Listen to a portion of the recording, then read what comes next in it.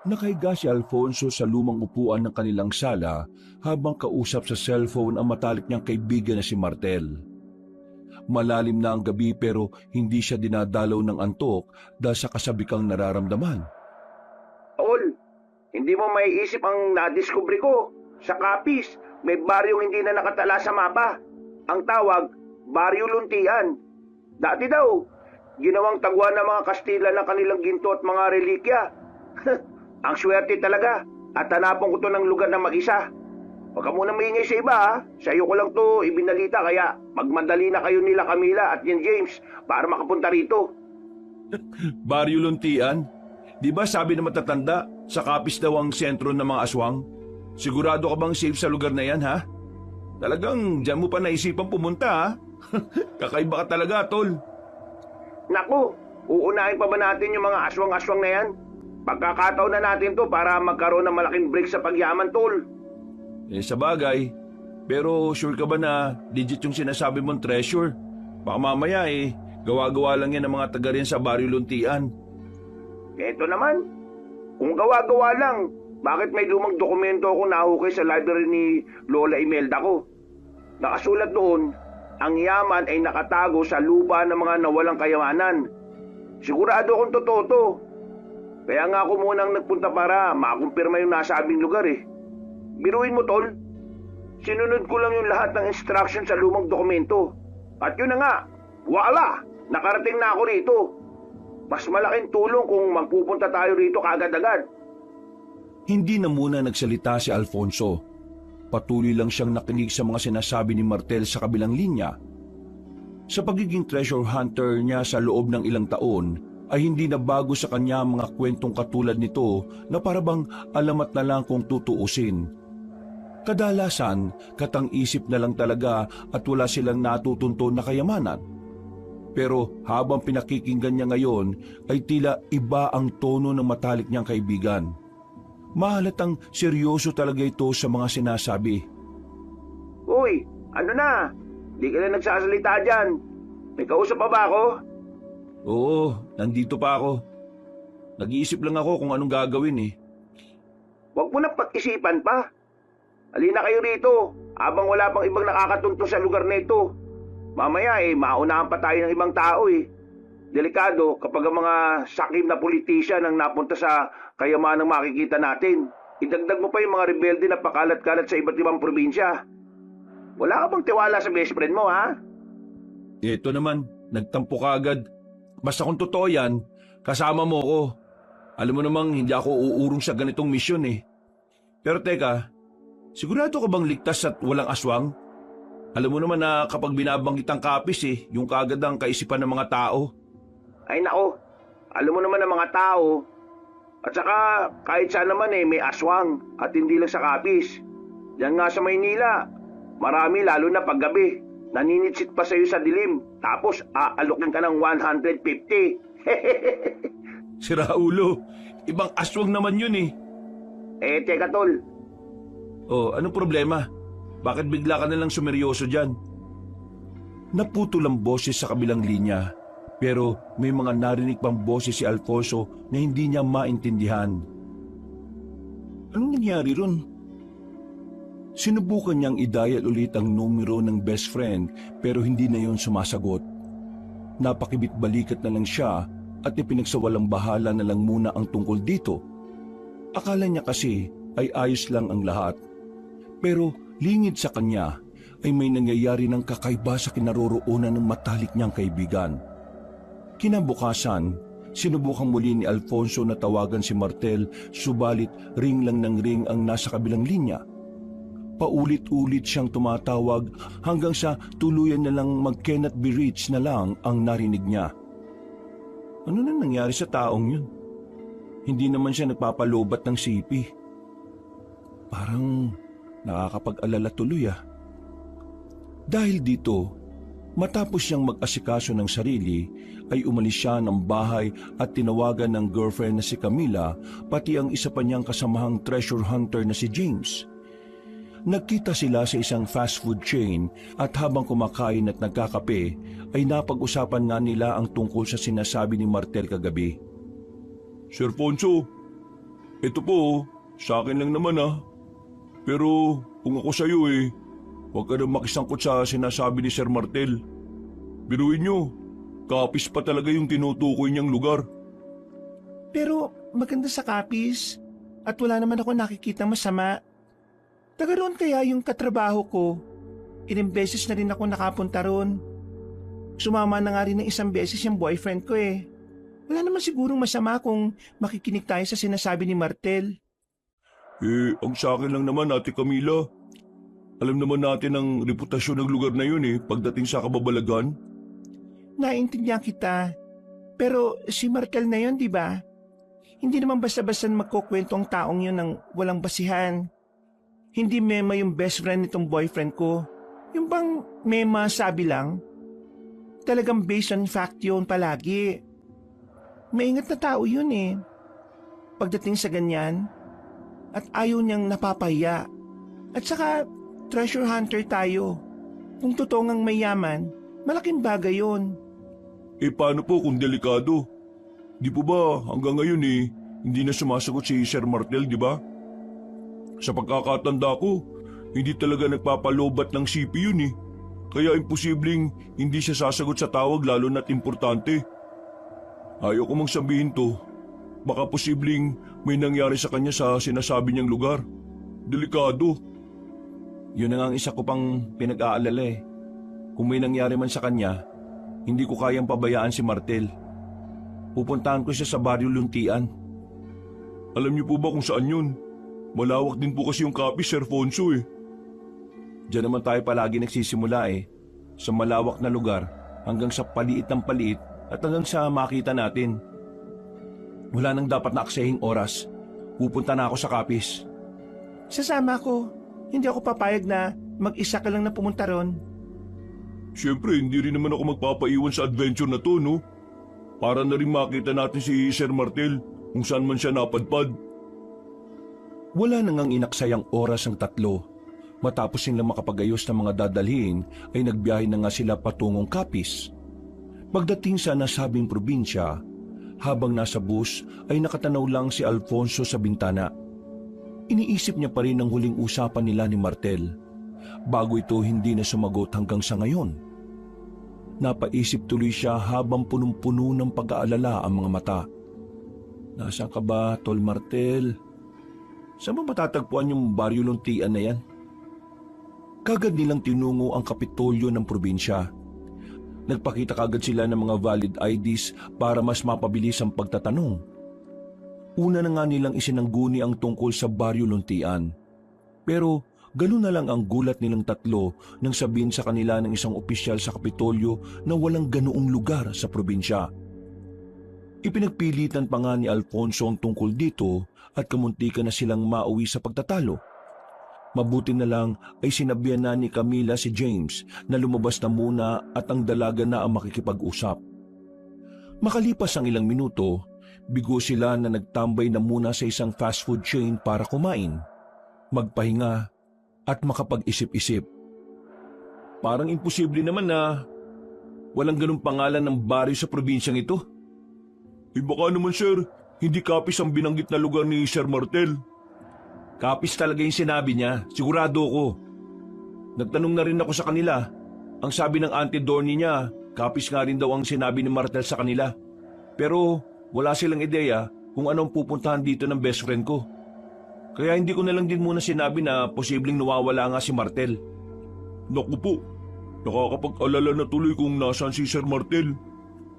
Yun na nga rin ang iniisip ko Bakit hindi tayo magpatulong sa kinaukulan para marami ang maghahanap? Pasensya na mahal pero wag na muna siguro. Narinig mo naman yung sinabi ng mga tao sa Kapitolyo. Walang Baryo Luntian dito sa Capiz. Kapag sinabi natin na nawawala rito si Martel, baka ituro lang tayo sa ibang probinsya. Naalala ko rin bigla yung sinabi niya nung gabing yun Hindi raw nakatala sa mapa yung baryo na yun. Sinunod niya lang daw yung instruction sa dokumento ng lola niya Ibig sabihin, mahiwaga yung baryong yun? Parang gano'n na nga. Ang problema lang natin, kung saan tayo magsisimula na tuntunin ang huling lugar na pinuntahan ni Martel. No need na problema about yan, mahal. Nakalimutan niyo na ba na may tracker tayong 4? Connected ang mga GPS natin sa isa't isa? Check niyo yung mga cellphone niyo. Nagulat sila nang sa ipinakitang GPS ni Camila, doon nga ay natunto nila ang huling pinuntahan na lugar ni Martel bago siya mawala. Hindi na sila nag-aksaya pa ng oras. Nagbiyahe na sila kaagad papunta sa isang baryo at doon pansamantalang naghanap ng mauupahan. Napagdesisyonan kasi nilang magtagal doon para mahanap nga ang nawawalang si Martel pati ang nasabing tila mahiwagang baryo ng luntian. Mainit ang sikat ng araw nang bumaba sina Alfonso, James at Camila mula sa sinasakyang jeep kanina. May dala silang tig-isang malaking backpack at ilang kagamitan dahil nga sa magtatagal sila sa nasabing probinsya. Sa tulong ng GPS ay natuntun nga kagad nila ang huling pinuntahan ni Martel na tila liblib na lugar na rin. Grabe, ang haba ng biyahe. Parang natagtag ako ng gusto. Yung puwet ko halos mamanid na nakakaupo eh. Ate Camila, ang dami mong kinain kasi kanina nung nandun tayo sa bayan. Tapos, ang dami ko palang dala ngayon. Ikaw ang may pinakamabigat na bitbit sa atin Excuse me, James. Hindi natin alam kung gaano katagal tayo dito, no? Mas mabuti na yung laging maging handa tayo, lalo na tinahanap natin si Martel. Okay. Napailing na lang si Alfonso pero napangiti rin siya kahit iniisip ang matalik na kaibigan. Ilang saglit pa ay inaya na niya ang dalawa. Naglakad sila papunta sa terminal ng tricycle dahil may kalayuan pa pala ang inuupahang bahay ni Martel bago siya mawala. Nagtanong na kagad sila sa tricycle driver at ang sabihin nila ang bakasyon ng liblib ay pinasakay kagad sila. Ilang saglit lang ay tinungo na nga nila ang nasabing lugar. Mga pasado 1:00 ng tanghali nang marating nila ang lugar. Pagkalapag ng mga gamit ay kumain muna sila ulit ng mga dalang pagkain na nabili nila sa kabayanan. Maya-maya pa, habang nagpapahinga sina James at Camila, ay lumabas muna si Alfonso para magmasid sa lugar. Nag-ikot-ikot muna sila sa buong bahay habang humahanap ng clue para makita si Martel. Saan ka ba nagsusuot, Martel? Asan ka ba? Matapos malibot ang buong bakuran, ay naglakad-lakad pa sila hanggang sa makapunta sa ilang kabahayan. Nang makita niya ang ilang kalalakihang nakatambay, ay nagtanong-tanong siya patungkol sa baryo Luntian. Pero pare-pareho ang sagot ng mga kalalakihan. Wala rin daw ganoong baryo sa kanilang lugar. Pinakita niya rin ang mukha ni Martel at nakilala yun ng iilan sa kanila. Ilang araw-araw na malagi ang binata sa bakasyon ng liblib pero nawala na nga rin daw ito bigla. Matapos makakuha ng mga impormasyon ay dali-dali siyang bumalik sa inuupahan nilang bahay. Doon ay naabutan niya sina James at Camila na nag-uusap. Oh, anong meron guys? Mahal, nabuksan na namin yung isang kwarto. Tama nga yung hinala natin kanina, na ito yung tinutulugan ni Martel. Nakita namin yung ilang gamit niya. Mga hindi pa nagagamit yung iba. Ibig sabihin, ilang araw pa lang siya rito. Nakita niyo ba yung cellphone? Hindi nga eh. Kahit yung mga importanteng gamit na dinadala natin, kapag may hinahanap tayo, wala rin. Malamang, dala niya yung mga yon. Nagtanong-tanong din ako sa labas kanina May mga taong namumukaan siya. At ang sabi nga nawala na lang daw siya bigla. Sana naman okay lang si Sir Martel. Nag-aalala ako para sa kanya. Pero hindi ko naman nararamdaman na nasa kapahamakan siya O sige na, magpahinga na muna tayo dahil medyo mainit sa labas. Mamaya mga bandang 4:00, saka tayo lumabas at maghahanap-hanap sa kakahuyan. Pati sa bundok hanggat maaari. Malakas ang kutob ko na nandun yung sinasabi niyang tagong lugar. Paano kung may salaman kayong sinasabi niyang instruction dun sa dokumento ng Lola Imelda niya? Paano kung bigla na lang naglaho sa hamog yung lugar? Parang yung katulad sa Biringan o yung iba pang mystical place dito sa Pinas? Pasensya na James pero hindi ko rin talaga alam ang sagot sa tanong mong yan Sana nga, ganun yung nangyari. Kung ganun, kailangan natin ng mga paranormal expert. Seryoso ka ba dyan, James? Opo ate, malay natin, di ba? Makatulong sila na mahanap kung nasaan si Sir Martel. Napapanood ko kasi sa mga palabas na ganun ang nangyayari. Para mahanap ang kinuha ng mga engkanto o kung anuman, dumudulog sila sa mga paranormal experts. Yan, kakapanood mo ng mga kababalaghan. Mga treasure hunter tayo, no? Hindi tayo into some kind of paranormal experts na yan. Sige na, mamaya na natin pag-usapan yan. Magpahinga na muna tayo para mas makapag-isip. Huwag kang mag-alala, James. Nasa option ko rin naman yung sinasabi mo eh. But for the meantime, matulog na muna tayo. Dahil alam kong pagod din tayong lahat sa biyahe at kakaisip eh. Ganun na nga ang ginawa ng tatlo. Pagkalipas ng ilang oras, pasado 4:30 ay sabay-sabay silang lumabas para magtanong-tanong at maghanap na rin ng clue kung saan na napunta si Martel. Pero katulad ng nauna nang nangyari kay Alfonso, bigo silang makakuha ng iba pang impormasyon. Bukod sa nagsasabing may ilan ngang namumukhaan si Martel, pero walang nakapagsasabi kung nasaan talaga siya huling nakita at bukod dito ay nabigo rin silang matunton ang nasabing Baryo Luntian. Dumaan na lang sila sa talipapa at bumili ng makakain para sa hapunan bago bumalik sa bakasyon ng liblib. Habang nagluluto si Camila, nag-usap na muna sila patungkol sa mga dapat gawin. Kung walang nakakalam ng Baryo Luntian, ano natin hahanapin si Sir Martel? Bukod sa lugar na to wala na po tayong basehan kung saan siya makikita eh. Malaking tulong naman na nalaman natin kung nasaan siya huling natagpuan. Kilala ko si Martel. Siguradong mag-iiwan yun ng mga palatandaan. O kung hindi naman, hindi yun lalayo rito. Ano po yung gagawin natin? Hindi tayo susuko. Kahit anong mangyari, kailangan natin makita si Martel at maisama pabalik sa atin. At kung sakali mang nahanap na niya yung lugar kung saan nandun yung sinasabi niya kayamanan, mas maganda, hindi ba? Sana nga po. At ayos lang talaga si Sir Martel. Sa ganito mga panahon, importante na maging optimistic tayo. Walang dapat po ang pagiging negatibo dahil hindi ito makakatulong sa atin. Napakibit-balikat na lang si James at kasunod nito ay humingi na rin ng tulong si Camila para madaling matapos ang niluluto niyang sinampalukang manok.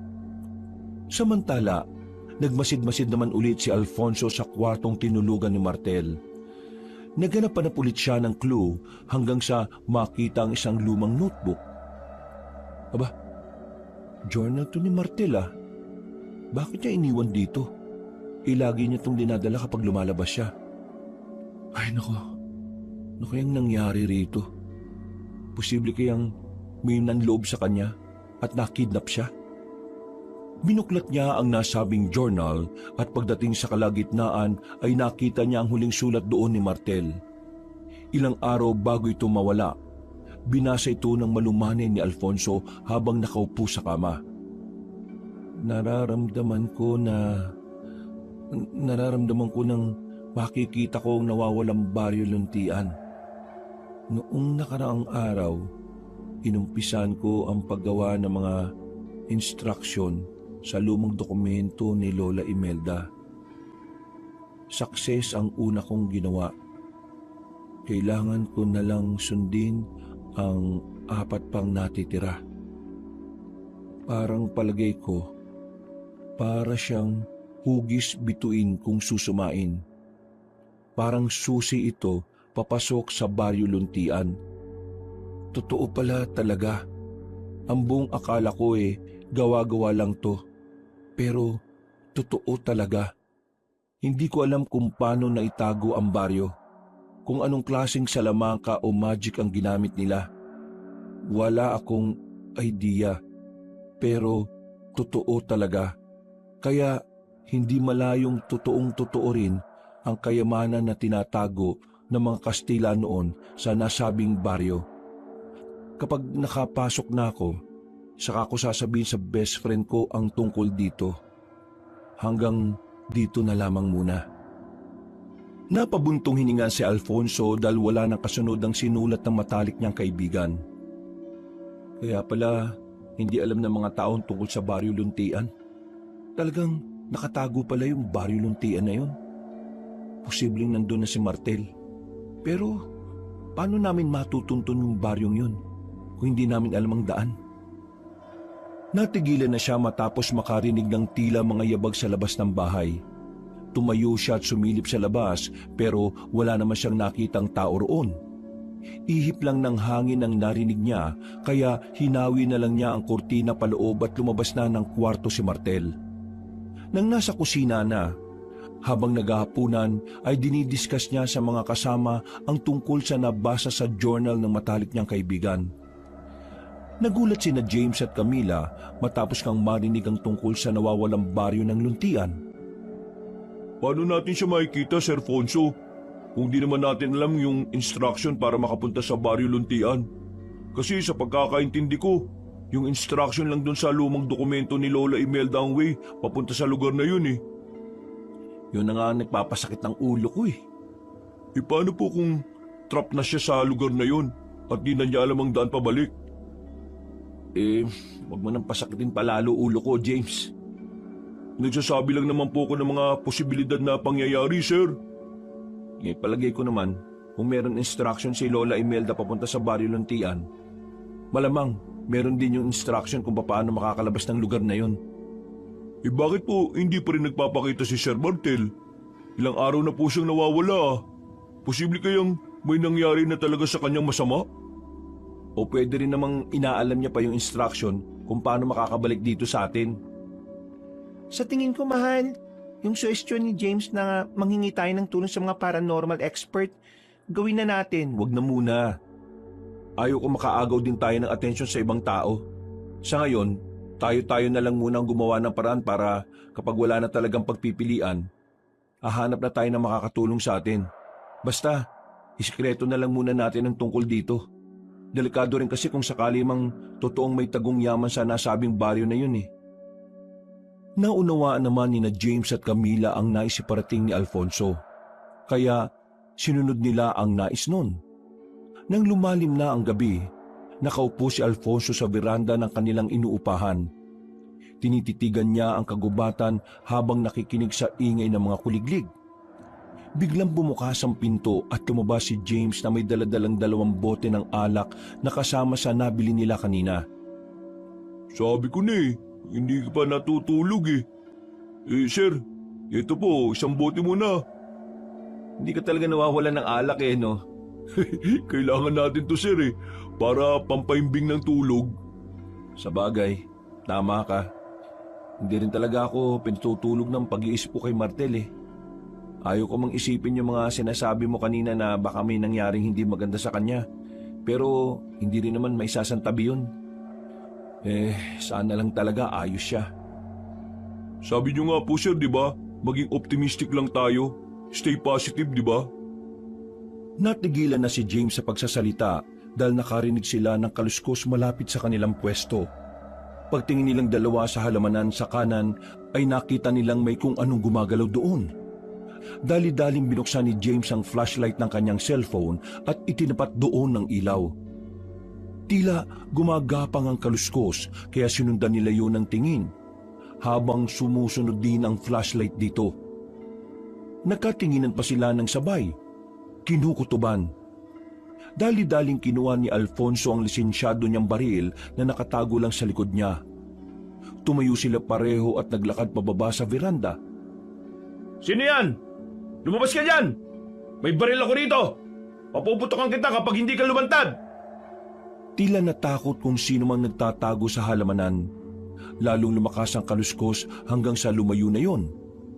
Sinubukan nilang habulin pero mula sa hindi kalayuan ay nakarinig na sila ng nakakakilabot na alulong ng aso. Sabay silang napahinto at napatingin sa nila lang na hahabulin sana nila. Nakita nila ang itsura ng isang matandang babae pero nakalayo na yon. Hahabulin pa nga sana ni James pero pinigilan na siya ni Alfonso. Bakit niyo ko pinipigilan? Maabutan ko naman yung matandang babae na yun eh. Narinig mo ba yung alulong kanina? Opo. Alam mo naman ang kasabihan patungkol sa pag-alulong ng mga aso, di ba? Opo, sir, pero totoo ba yun? Sa mga ganitong klase ng probinsya, mas mainam nang pakinggan natin ang mga ganoong pamahiin. Alalahanin mong wala tayo sa Maynila. Halika na, bumalik na tayo. Doon na rin natin ubusin yung iniinom nating alak. Sige sir, noted po. Sabay na nga silang bumalik sa loob ng bahay at ipinagpatuloy ang pag-uusap habang inuubos ang tig-isang bote ng alak. Nang matapos na, ay nagpaalam na siya kay James na naiwan sa sala dahil gusto pa nitong uminom ng isa pang bote.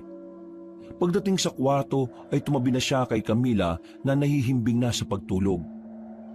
Bago matulog ay napaisip pa siya tungkol sa matandang babaeng nakita nila kanina. Ano kaya minamatyaga na matandang babae na yun dito? Hindi kaya may kinalaman siya sa pagkawala ng best friend ko? Bukas, dapat makita ko siya. Mahal, matulog ka na. Baga pa tayong pupunta sa gubat para maghanap ng mga clues na magtuturo sa kinaroroonan ni Martel, di ba? O sige mahal, tulog ka na. Tulog na tayo. Niyakap na nga niya ng maigpit ang girlfriend at nakatulog na sila na mahimbing. Kinabukasan, habang nag-aayos sila ng gamit, may biglang kumatok sa pinto. Nang pagbuksan niyo ni James ay tumambad sa kanilang paningin ng isang matandang babae. May kulay abo na itong buhok at nakasuot ng lumang saya at may lumang kahoy na hawak bilang tungkod. Nagkatinginan sina Alfonso at James dahil namumukhaan nila ang nasabing estranghera. Si Camila naman ay tila nagtataka dahil wala siyang kamalayan sa mga nangyayari. Ikaw yung kagabi ah. Ano pong ginagawa niyo dito? Bakit niyo po kami minamatyagan kagabi? Pasensya na sa pagmamatsyag ko kagabi. Kaya nga ako naparito para magpaliwanag sa inyo. Nagulat lang din kasi ako nang marinig ko doon sa mga kabahayan na may tao na ulit dito sa bakasyon ng liblib. At kung hindi ako nagkakamali, hinahanap niyo ang dating umuupa rito, hindi pa? Kilala niyo po si Martel? Siya nga, Martel nga ang pangalan niya. At nagpunta siya sa Baryo Luntian na hinahanap niyo rin ngayon. Tama ba ko? Alam niyo rin po yun, Lola? Ang tungkol sa Baryo Luntian? Corazon ang pangalan ko. At oo, alam ko ang tungkol sa lugar na yon, kung saan nagpunta ang kaibigan ninyo. Dahil sa sinabing yon ng estrangherang matanda, ay nakatinginan sina Alfonso, James at Camila. Dahil sa wakas, may isang tao na rin na nakakaalam ng baryong nawawala. Sabay-sabay silang naglapag muna ng mga gamit at pinatuloy sa loob si Manang Corazon. Nagtimpla na rin muna kaagad si Camila ng tsaa para sa matandang babae. Seryoso namang naupo sina Alfonso at James para pakinggan ang mga ilalahad ng tila misteryosang ginang. Ako po pala si Alfonso, ito naman si James, at yung babaeng kasama namin ni girlfriend ko si Camila. Mawalang galang na po, Manang Corazon. Gusto ko lang din po munang humingi ng paumanhin sa mga nasabi ko sa inyo kagabi ah. Alam niyo naman po, nag-iingat lang kami. Naintindihan ko naman yon, iho. Kahit sino naman siguro ganun ang gagawin. Hihingi lang din ako ulit ng tawad patungkol sa kagabi. Pasensya na po sa agaran kong tanong ah. Nag-aalala na rin po kasi kami sa best friend kong si Martel eh. Pwede niyo po bang ituro sa amin kung paano makakapunta dun sa nawawalang baryo ng Luntian? Oo. Ako ang natitirang tagapag-ingat ng lihim ng baryo. Matutulungan ko kayo pero bago yon ay nais kong itanong. Handa ba kayong harapin ang kapalit? Ano naman po yung kapalit? Baka naman po binubudol niyo lang kami ah. Uunahan ko na po kayo. Mukha lang po kaming mayayaman pero hindi pa kami mapepera. Salamat, iho. Pero hindi naman ako nangangailangan ng pera. Sa Baryo Luntian, nagkalat lang ang ginto, pero hindi ito pinapansin ng mga taga roon, dahil hindi naman lahat ng yaman ay ginto. Nagkatinginan sina Alfonso at James habang si Camila ay kadarating lang at takang-taka habang iniaabot sa matandang babae ang tsaa. Dahil kasi sa sinabi ni Manang Corazon ay nakumpirma nila na maraming natatagong yaman ng Baryo Luntian. Kitang-kita ang mga ngiti sa mga mata nila, lalo na kay James na halos magningning na kaagad ang mga mata sa pag-iisip ng ginto. O pwede niyo po ba kaming dalhin sa Baryo Luntian? Kung nasaan ang kaibigan kong si Martel? Kung tutulungan niyo po kami, pangako po na babayaran po namin kayo sa abot ng aming makakaya. Katulad nga ng sinabi ko kanina, tutulungan ko kayo. Pero meron itong kapalit. Huwag kayong mag-alala dahil hindi ko kailangan ng pera o kahit na anong meron kayo. Kung ganun po ano pong kailangan niyo? Kailangan ko ng kaunting sariwa ng dugo ninyong tatlo. Po? Sariwang dugo? Ano naman pong gagawin niyo sa dugo namin? Huwag kayong matakot at huwag niyong masamain ang hinihingi ko. Ang patak ng dugo niyo ang isa sa kailangan para makapasok sa nawawalang baryo.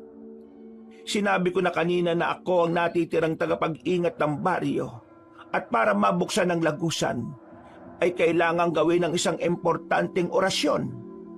Ang orasyon ay nangangailangan ng dugo ng mga papasok sa Baryo Luntian. Ganun po ba? Kung yung po ang requirements, handa po akong magbigay ng dugo ko para makapasok na sa Baryo Luntian at makita ko ng best friend ko. Ako rin, excited na akong makita ang makinang na nawawalang baryo. Kung ganun, pwede na nating simulan kahit anong oras? May tanong lang po ako sa inyo, Manang. Bakit niyo po kami tinutulungan? At nakakapagtaka lang dahil wala kayong hinihinging kapalit. Magandang tanong yan, Ineng. Gusto ko lang na makuha niyo na ang kaibigan ninyo.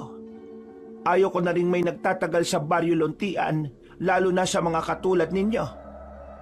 Kung ganun alam niyo po na mga treasure hunters kami? Oo.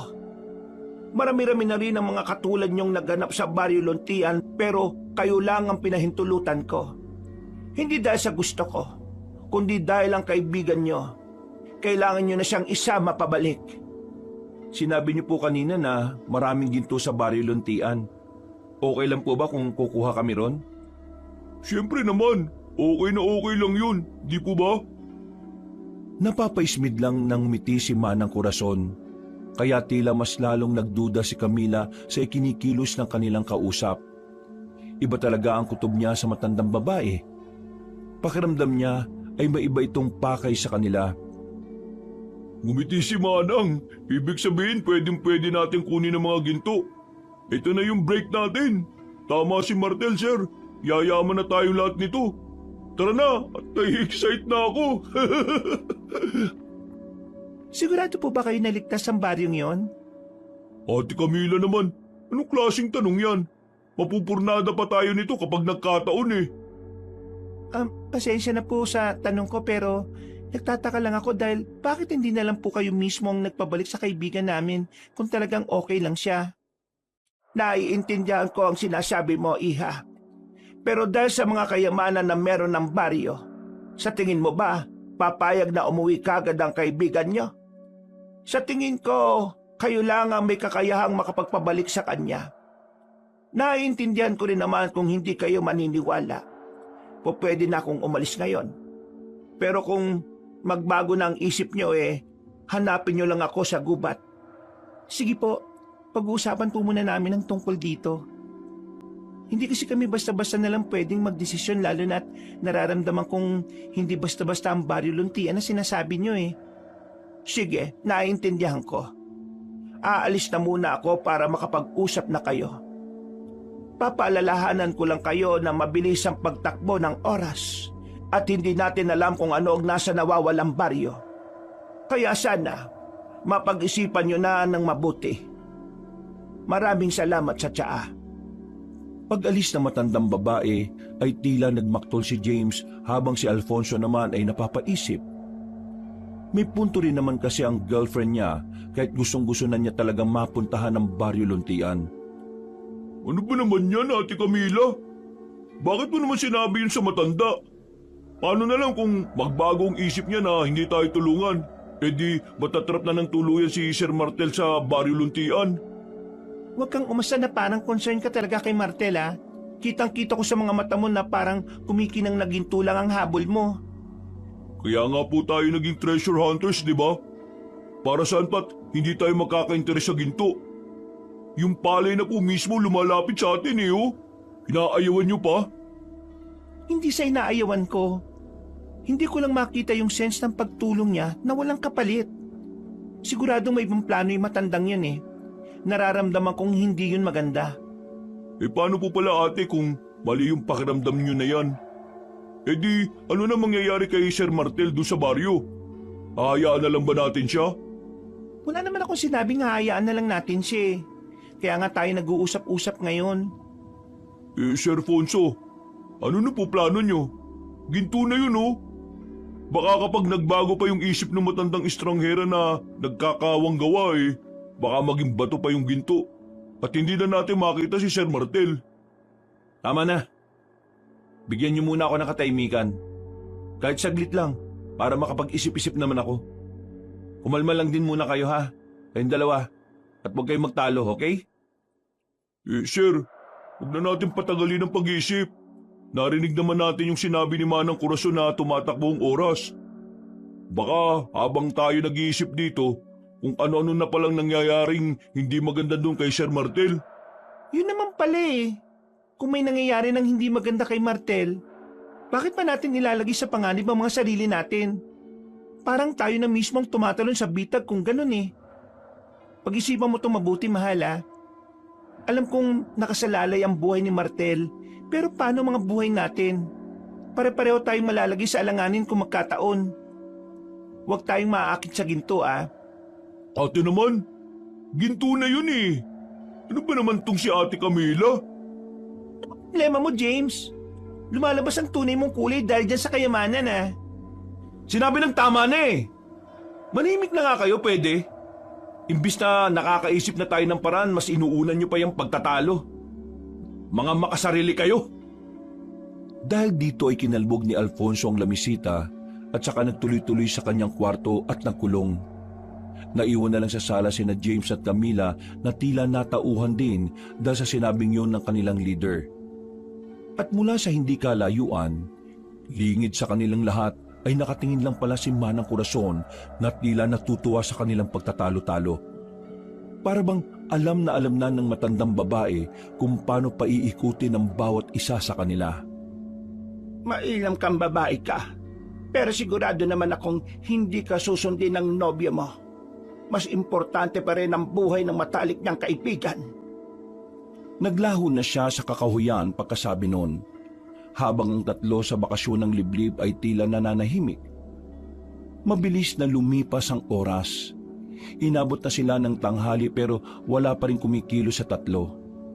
Nasa magkahiwalay na kwarto sina Alfonso at James habang si Camila ay nakaupo lang sa sala at nag-iisip-isip. Ilang saglit pa ay lumabas na nga ang leader sa gilid at tinawag silang lahat. Seryosong naupo ang tatlo sa sala. Nakayukod si James at si Camila naman ay nakahalukip-kip habang nakasimangot. Nakapagdesisyon na ako. Ako na lang ang pupunta sa Baryo Luntian. Ha? Anong ikaw lang? Para wala ng gulo. Pero kung yan ang desisyon mo, sasama ako. Kahit sa ayaw o gusto mo, sasama ako dahil desisyon ko naman to. Ako rin sir, sasama ako. As usual, sasama ka dahil sa ginto, hindi para makita si Martel. Isipin mo na gusto mong isipin sa akin ate. Wala na akong magagawa dyan. Kung magtatalo na naman kayong dalawa, ako na lang talaga pupunta sa kakahuyan, sa bahay ni Manang Corazon. Dahil dito ay natigilan na ang dalawa. Wala na silang nagawa kundi ang sumunod sa pag-aayos ng mga sarili. Kumain lang din muna sila at bago mag-alas 5 ng hapon ay tinahak na nila ang kakahuyan. Inabot din sila ng higit 15 minutos bago matunto ng barong-barong ni Manang Corazon. Tumambad kagad sa kanila ang matandang babae na nakangiti. Wala namang imik si Camila na nag-oobserba lang habang pumapasok sila. Buo na ba ang desisyon ninyo? Opo, Manang. Kung ganon, pumasok kayo sa loob at ipapaliwanag ko na mabuti. Pumasok na nga sila sa loob ng kubo ng matandang ginang. Doon ay bumungad sa kanila ang iba't ibang klase ng mga halamang gamot na nakalagay sa maliliit na paso. May ilan ding mga iba't ibang uri ng buto na nakasabit sa kahoy na pader at ilang likido na nakalagay sa tila nilulumot na garapon. Mas lalo tuloy na ginala si Camila kay Manang Corazon, kaya napakapit siya sa boyfriend at napabulong. Mahal, hindi talaga maganda ang kutob ko sa matandang yan. Minahon ka lang, mahal. Ipaubaya mo na muna sa akin to, please. Napabuntong hininga na lang si Camila bago sila maupong tatlo. Ilang saglit pa ay ipinaliwanag na nga ni Manang Corazon ang mga gagawin nila. Bukod sa pag-aalay ng kaunting dugo, ay kailangan pa nila maghintay na mag-alas 10 ng gabi. Ayon kasi sa matandang babae, ay ito raw ang tamang oras para isagawa ang ritual. Dahil tuloy doon, ay nagtagal pa sila sa barong-barong at marami silang nalaman na katauhan ni Manang Corazon. Bukod nga sa siya ang natitirang tagapagbantay sa lagusan ng nawawalang baryo, ayon pa sa kanya ay galing sila sa lahi ng mga babaylan. At noong panahon ng mga Kastila, sa pinagsama-samang Salamangka at Karunungang Itim, ay naitago nga ang baryo Luntian kasama ng ilang yaman katulad ng ginto. Ginawa ito ng mga tao roon dahil para makaligtas sa gerang nagaganap. Hindi ito lubos mapaniwalaan ng tatlo. Lalo na nang malaman nila na may mga tao pang nabubuhay hanggang ngayon sa baryong tinutukoy na matandang babae. May halong kaba at pagka-excite tuloy sa puso ni Alfonso. Habang kitang-kita pa rin sa mga mata ni James ang pagnanasa sa kayamanang nakatago sa nawawalang baryo. Kaya sa tuwing mapapalingon sa kanya si Camila, ay napapaismid na lang ang dalaga dahil alam niya ang hangarin ng puso ng malusog na binata. Napabulong na lang tuloy siya sa sobrang pagkadismaya sa kakilala. Napaisip din siya dahil nga sa mga taong nasa baryo Luntian. Kung hanggang ngayon ay nandun pa rin ang mga tao sa baryong yon, ibig sabihin ba nito matagal na silang nabubuhay? Paano nangyari yon? Sigurado kung may nangyari sa kanila na hindi pa sinasabi sa amin na matandang to. Sa dami ng mga napag-usapan ay hindi nila namalaya ng pagtakbo ng oras. Sumapit na nga ang alas 10 ng gabi. Tahimik na ang paligid at tanging huni ng mga kuliglig at kaluskos ng dahon ang maririnig.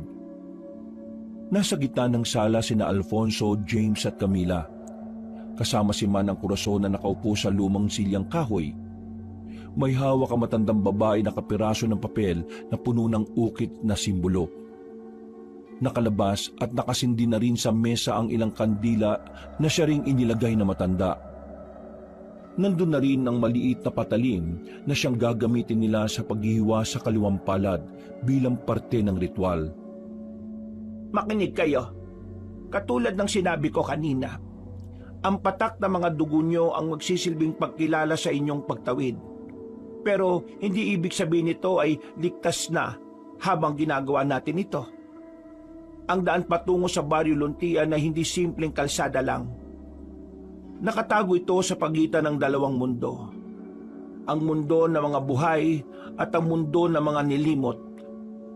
Ang makakatawid lamang ay yaong makikinig at susunod sa orasyon na gagawin natin.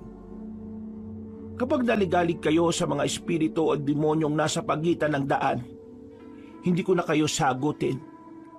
Katulad ng sinabi ko kanina, ituon nyo lang ang sarili sa pagtawid sa lagusan kapag nakabukas na ang daan. Mahal, sigurado ka na ba talaga rito? Pwede pa tayong umatras. Iba talaga ang kutob ko Pasensya na, mahal, pero hindi kita mapagbibigyan ngayon. Alam mo naman kung gaano kaimportante sa akin si Martel. Hindi ko lang siya basta best friend. Kapatid at kapamilya ko na siya. Alam mo naman ang naging sitwasyon ko noon, di ba? Na sila lang ang kumupkup sa akin. Kaya sana maintindihan mo ako, mahal. Naintindihan ko naman yun pero nag-aalala lang talaga ako, mahal. Humawa ka lang ng maigpit sa kamay ko, mahal. Sabay-sabay tayong papasok. Hindi kita iiwan, promise. Ihandaan nyo na ang inyong mga sarili. Kapag sinimulan ko na ang orasyon, sigurado kong may mga lilitaw na hindi nyo maiintindihan.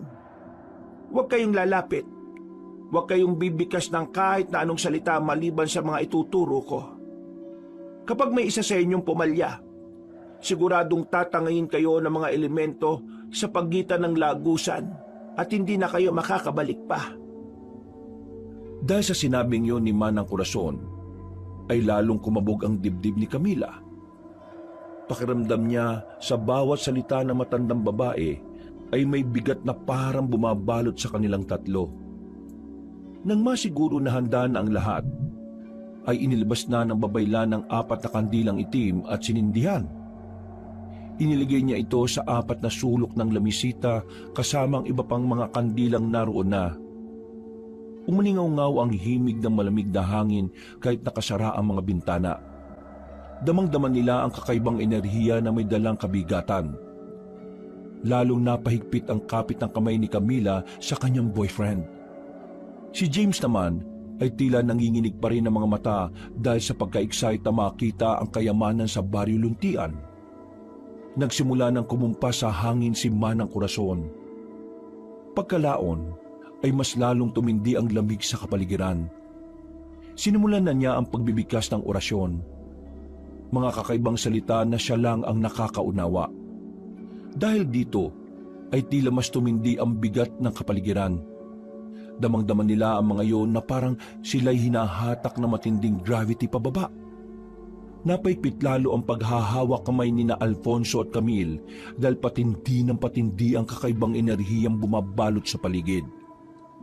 Nagpatuloy pa sa pagbibigkas ng orasyon si Manang Corazon hanggang 12 ulit. Pagkatapos siyang magsalita ay tila nilamon na matinding katahimikan ng paligid. Para bang dumilim kahit pa may kandilang nakasindi. Sa ngalan ng mga anino na gabay ng lagusan, sa ngalan ng ilaw na siyang nagbibigay tanglaw sa daan, pakinggan ang aking hiling. Tanggapin ang mga patak ng dugo bilang sakripisyo na makikita ang aming tinatahak. Humudyat si Manang Corazon sa tatlo, kaya isa-isa nilang kinuha ang patalim at magkakasunod na naghiwa ng palad. Nang dumungo ay isinali nila ito sa mangkok na nasa gitna ng lamisita. Nang matapon na ay saka sila bumalik sa paghahawak ng mga kamay. Nagpatuloy naman ang matandang babae sa pag-uorasyon. Muling tumindi ang lamig ng kapaligiran dahil dito hanggang sa muli na namang mabalot ng katahimikan ng paligid. Kitang-kita nila kung paanong kumulo ang mga dugo nila na nasa mangkok. Ito naman ang nagsilbing hudyat para kay Manang Corazon. Muli sa ngalan ng mga anino na gabay ng lagusan, sa ngalan ng ilaw na siyang nagbibigay tanglaw sa daan, pakinggan ang aking hiling. Buksan ang lagusan patungo sa badong hindi nakatala sa mapa. Paintulutang makapasok ang may sakripisyong dugo sa Baryo Luntian. Habang sinasabi niya ang mga kataga, napansin ni na Alfonso na ang mga kandila ay nagbabago ng kulay. Mula dilaw, naging berde at kalaunan ay naging itim. Mahal, Fonso, nakikita mo ba yon? Ang apoy? Oo, mahal. Pero huwag ka muna magsalita. Sabi ni Manang, di ba? Sundin na muna natin siya. Habang tumatango ang dalagang takot na takot, ay nagpatuloy naman si Manang Corazon sa orasyon. Habang bumibigkas siya ng mga kataga, ay unti-unting lumitaw ang mga aninong parang usok mula sa sahig. Gumalaw ang mga yon na parang may sariling buhay at tila bumabalot sa paligid nila. Diyos ko, ano to? Hindi na to normal, mahal. Kumapit ka lang na mabuti sa akin, mahal, at sundin natin ang mga sasabihin ni Manang Corazon. Tumingin lang kayong lahat sa kandila. At katulad ng sinabi ko kanina, huwag niyong pansinin ang mga aninong nagsusulputan. Huwag niyong pakikinggan ang anumang sinasabi nila. Sa gitna ng takot, pinilit ni na Alfonso, James at Camila na mag-focus. Nakikita nila ang mga anino na tila nagsusulputan ng mga mukha na may mga matang walang puti at mga bibig na puno ng ngipin. Unti-unti na rin nilang naririnig ang mga kung ano-anong hinaing na mga ito, pero katulad ng bili na matandang babaylan ay hindi nila ito pinansin. Hanggang sa biglang may narinig silang malakas na ugong mula sa labas ng bahay. Umuga ang dingding. dahil parang may malaking nilalang na tila nagpupumilit na pumapasok. Mahal, Fonso, may kumakalabog sa labas. Natatakot na talaga ako. Itigil na natin to. Wag! Makinig kayo mabuti! Wag na wag kayong titigil kahit na ano mangyari.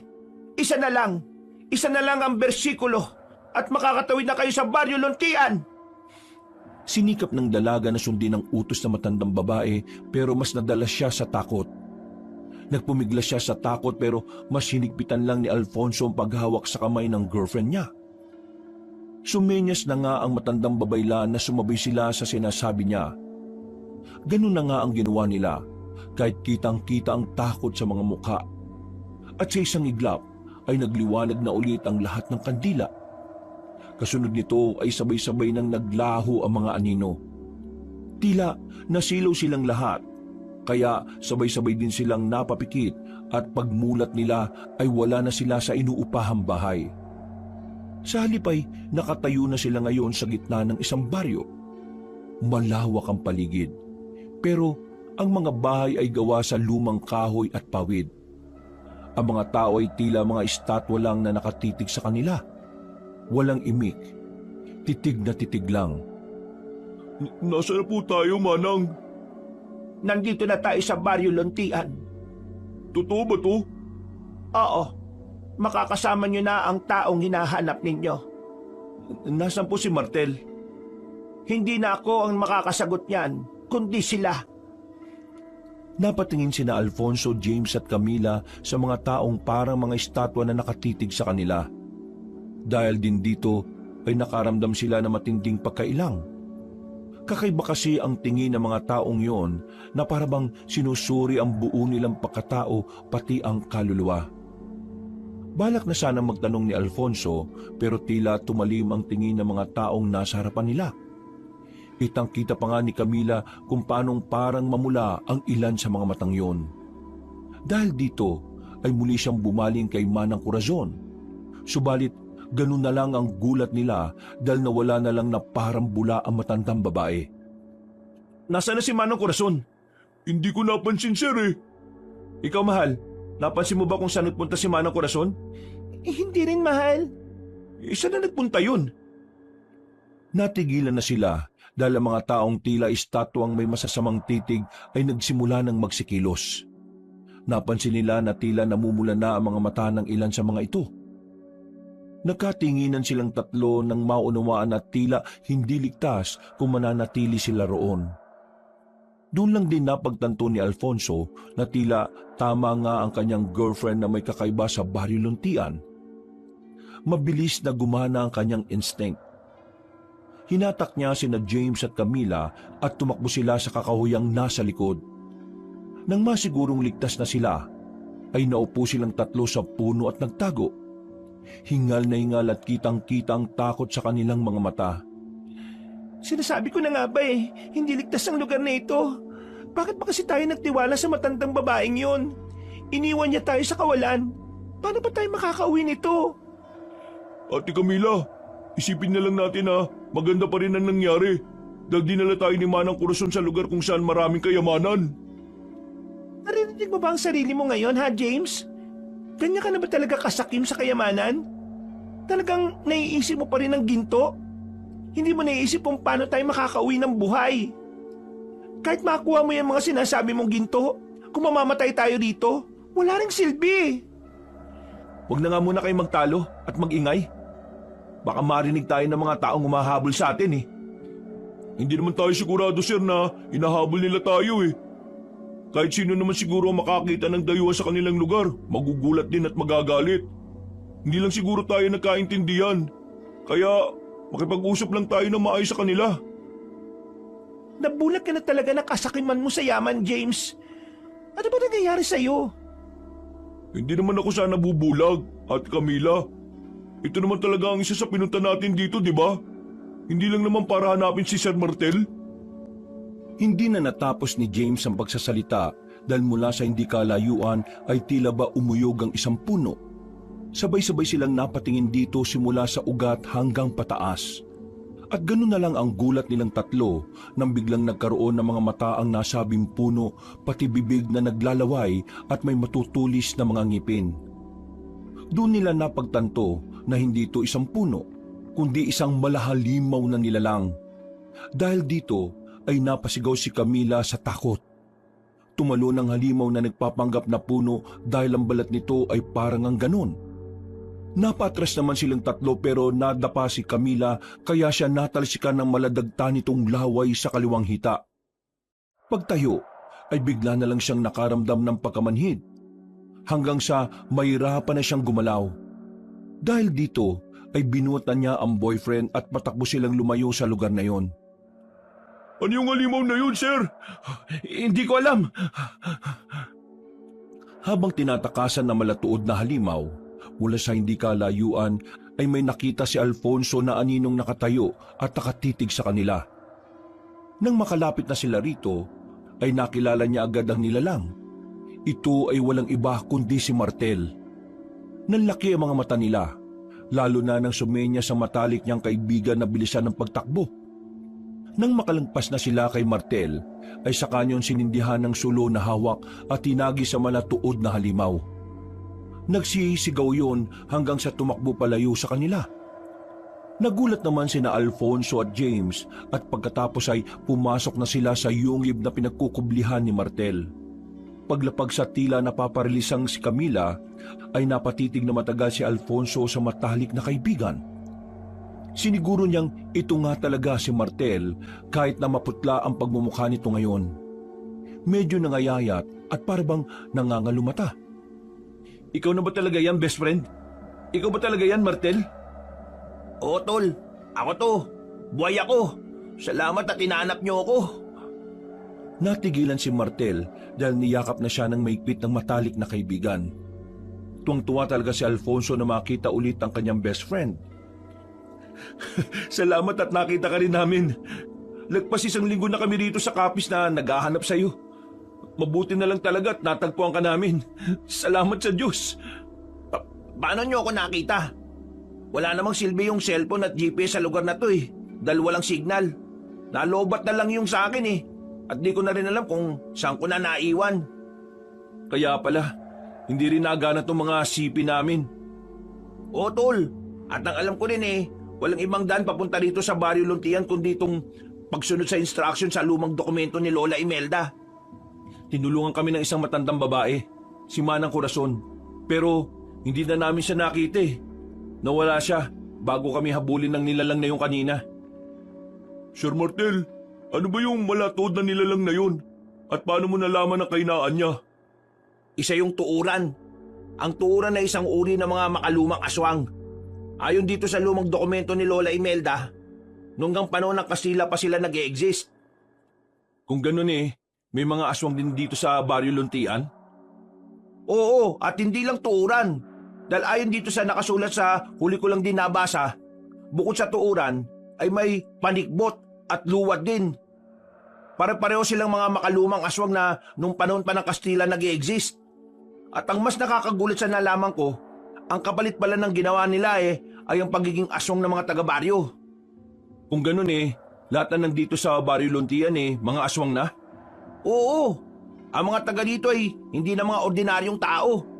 Dahil sa nangyaring ritual noon, ang naging kapalit ay ang mismong mga katauhan nila. Pero totoo ba yung tungkol sa ginto at kayamanan? Dahil sa sinabing yon ni James ay tila napaungot si Camila. Pero hindi naman siya makakilos dahil sa pagkaparalisa.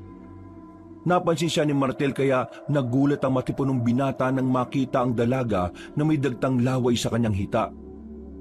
Nadagtaan ba siya ng tuuran? Hindi ko sigurado pero natalsikan siya ng laway eh.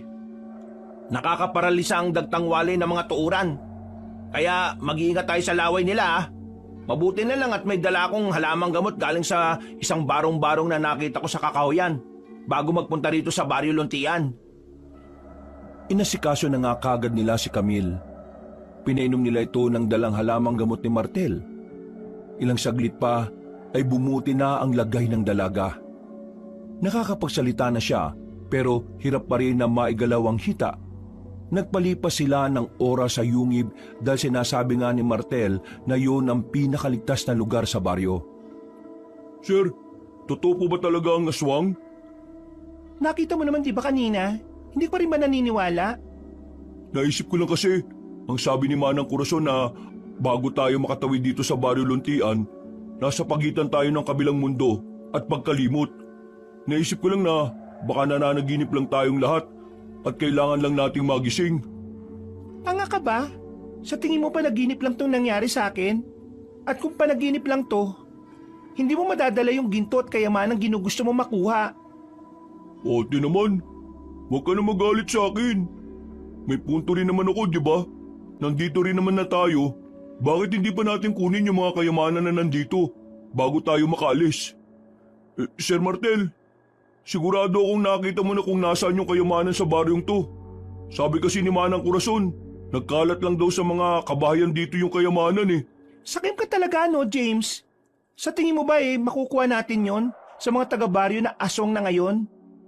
Nag-iisip ka pa ba? O puro ginto at kayamanan na lang ang nasa utak mo?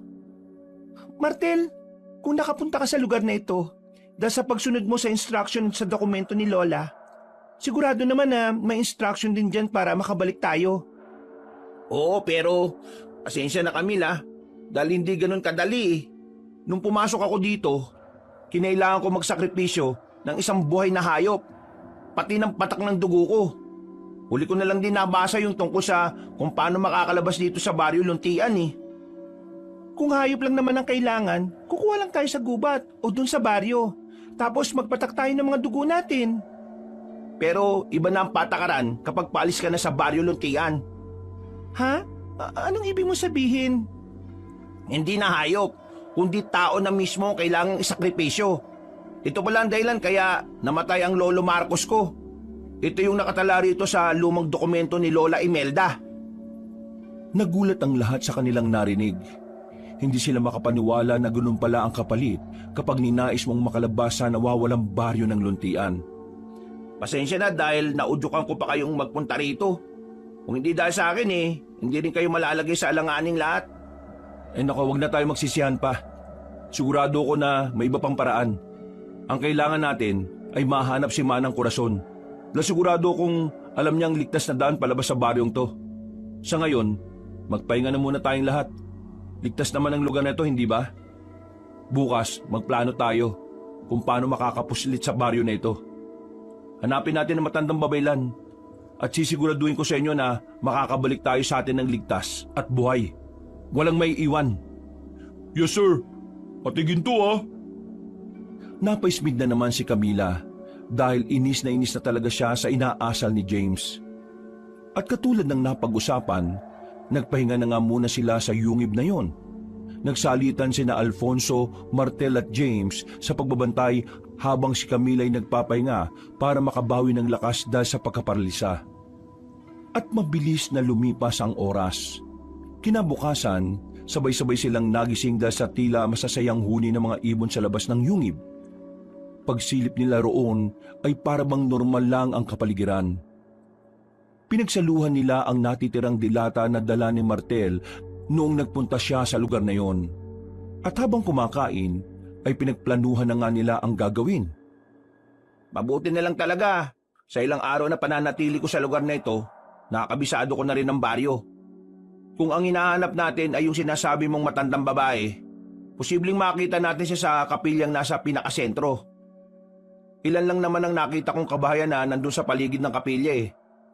Meron din ako nakitang kulungan ng baka at kambing doon na pwede natin gawing pamain para mabulaho silang lahat. Tama, pakakawalan natin yung mga nasa kulungan at habang abala sila saka tayo papasok sa kapilya para kunin si Manang Corazon. Kapag di gumana yung unang plano, James, pwede ka namang maging pain. Mabilis ka namang tumakbo, di ba? Oh, bakit po ako? Magpapakita ka lang naman sa kanila sa bandang bukid eh. Tapos kapag hinabol ka nila, aabangan ka ni Camila sa kakawayan. Sabay na kayong babalik dito sa kuweba. Tapos kami ni Fonso, kaming bahala na humanap kay Manang Corazon. Gagawin lang naman natin to kapag hindi umubra yung una nating gagawin eh. Paano kung mag-transform sila sa pagiging aswang? Huwag kayong mag-alala. Dahil hindi naman sila magpapalit sa anyo kapag umaga eh. Tuwing gabi lang sila nagiging aswang. Kaya dapat, bago kumagat ang dilim, magawa na natin ang misyon natin. Sa tagal na nila sa lugar na to, siguradong sabik na sila sa sariwang dugo at karne ng tao. Kaya kailangan na natin makalis sa lalo madaling panahon. Paano po kung parehong hindi gumana yung mga plano natin? Paano po kung ang solusyon lang talaga ang nakalagay dyan sa lumang dokumento ni Lola Imelda? Gusto mo ba makauwi o gusto mong magpaiwan dito? Gusto ko baka uwi. Di sumunod ka na lang sa plano at yung sinasabi mo, pag-iisipan na lang natin yan kapag wala ng ibang paraan. Wala namang umimik sa kanila. Pagkatapos ng pag-uusap na yon, ay sinunod na nga nila ang usapan. Sinimulan nila ang plano eksakto 12:00 ng tanghali kung saan sinasabi ni Martel na nagpupuntang araw ang mga taga-baryo sa kapilya para sa isang ritual na pananalangin. Nakaantabi lang sina Camila at James sa kakahuyan na malapit sa bukid. Para kapag pumalpak ang unang plano, ay saka na sila kikilos. Samantala, nagpunta na nga ang mag-best friend sa bandang kapilya.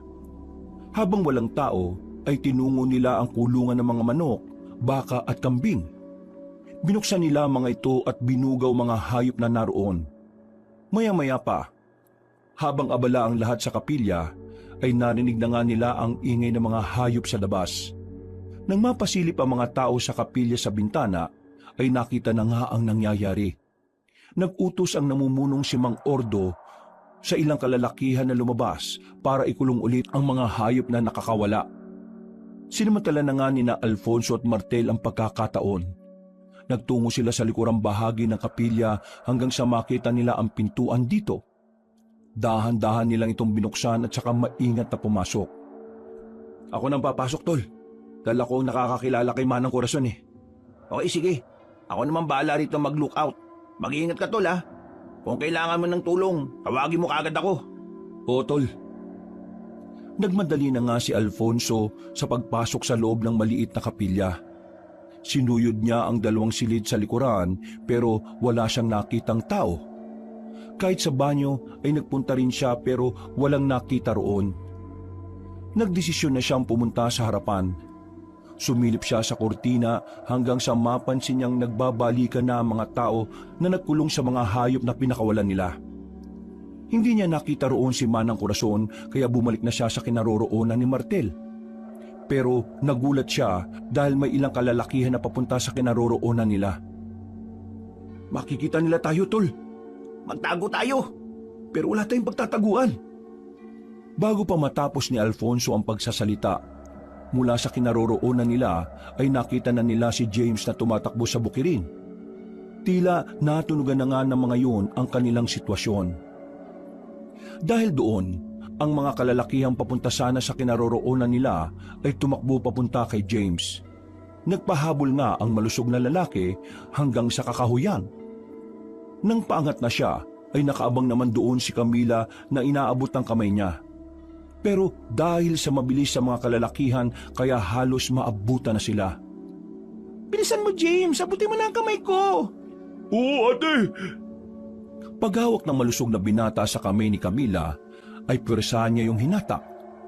Dahil tuloy dito ay nahulog ang dalaga at dumaus-us pababa. Nagpalit sila ng pwesto. Si James na ang nasa ligtas na sitwasyon habang siya ang nasa baba at nakikipaghabulan. Tumakbo na si James pabalik sa kuweba na hindi iniisip ang kasama. Mabuti na lang ay dumating sina Alfonso at Martel kaya nailigtas nila ang dalaga. Natakasan nila ang mga taga-baryo at sabay-sabay silang nakabalik sa yungib.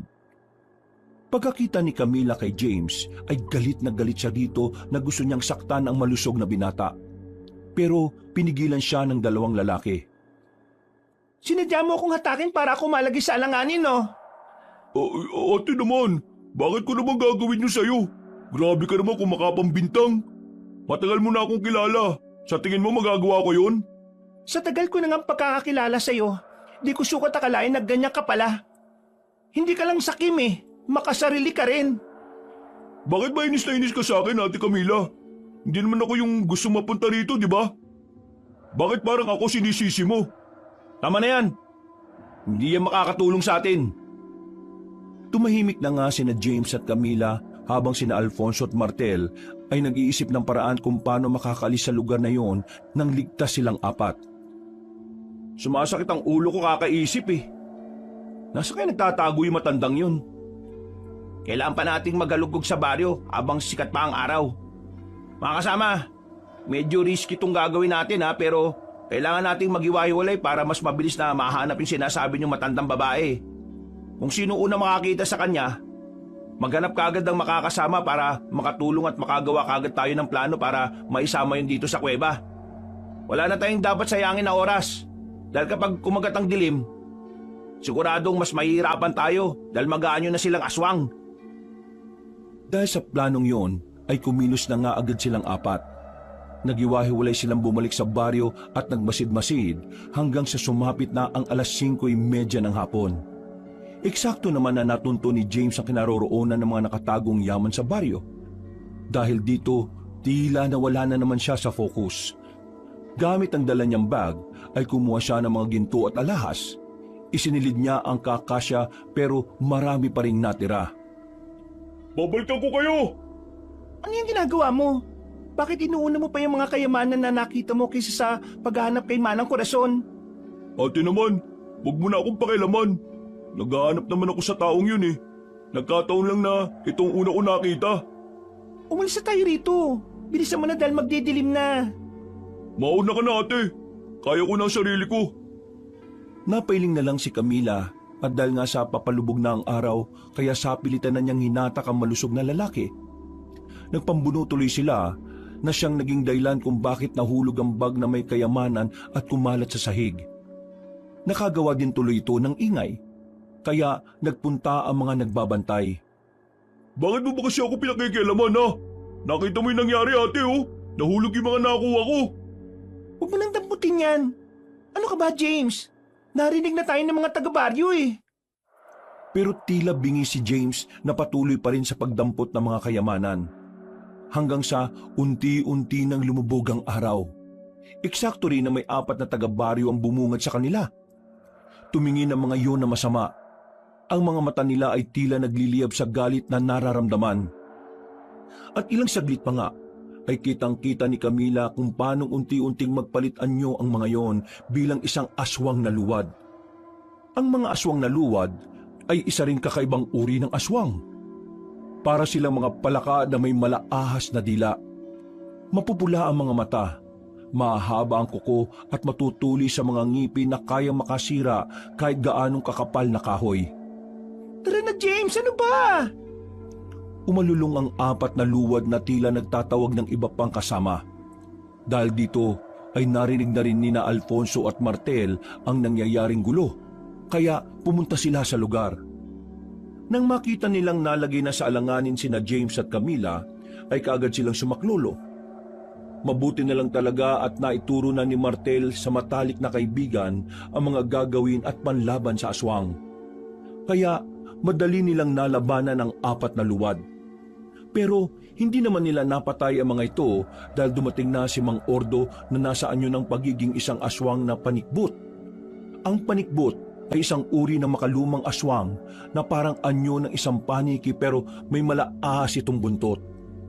At katulad nga rin ng ahas, makamandag ito at nakakamatay kapag ikaw ay natuklaw. Camila! James! Umalis na kayo dyan! Bilisan nyo! Dali-dali ngang tumakbo ang dalawa at sa kabutihang palad ay ligtas silang nakalapit kina Alfonso at Martel na handang-handa sa pakikipaglaban. Matatabang na dayuhan na pumasok sa nawawalang baryo! Sige lang at magpakasaya kayo sa mga gintong yan! Ha! Tingnan natin kung hanggang kailan kayo magtatagal sa sinumpang baryo na ito! Pagsenyas ng pinunong aswang ay nagsulputan na nga ang mga luwad at tuuran. Nagsaboy naman ng pangontra si Martel saka sila tumakbo palayo hanggang sa makarating ulit sa kuweba. Nagsindi kagad ng apoy si Alfonso at nang masigurong ligtas na sila ay napasandal ang lahat habang si Camila ay galit na galit pa rin kay James. Nakita mo yung ginawa mo ron? Kamuntikan pa tayong mapahamak lahat. Sinabi ko naman sa iyo ate, di ba? Iwan mo na ako. Kaya ko sarili ko. Ay naku, nababaliw ka na, James. Di mo ako maintindihan eh. Dahil hindi ka naman nangangailangan ng husto sa buhay. Pinanganak ka ng may kutsarang ginto sa bibig, kaya ka ganyan. Lahat kayo, hindi niyo ako naintindihan. Okay. Uminaw muna kayo. Camila, mahal, James, hindi tayo makakalaban dito. Dahil nandun sa labas ng kuwebang ito ang kalaban natin. Guys, may problema tayo. Tingnan nyo sa labas oh. Sabay-sabay silang napatingin sa labas ng kuweba. At gano'n na lang ang gulat nila dahil nandun na nga ang mga taga-baryo na nasa anyo ng aswang. Nangunguna na si Mang Ordo na nasa anyo na isang panikbot. Ngayon lang to nangyari. Sa ilang araw ko ng paglalagay dito sa yungib, ngayon ko lang nakita na may tumambay na aswang dyan. Ang sabi dito sa lumang dokumento ni Lola Imelda hindi lumalapit ang mga aswang sa lugar na ito. Pero bakit sila ngayon nandyan, Tol?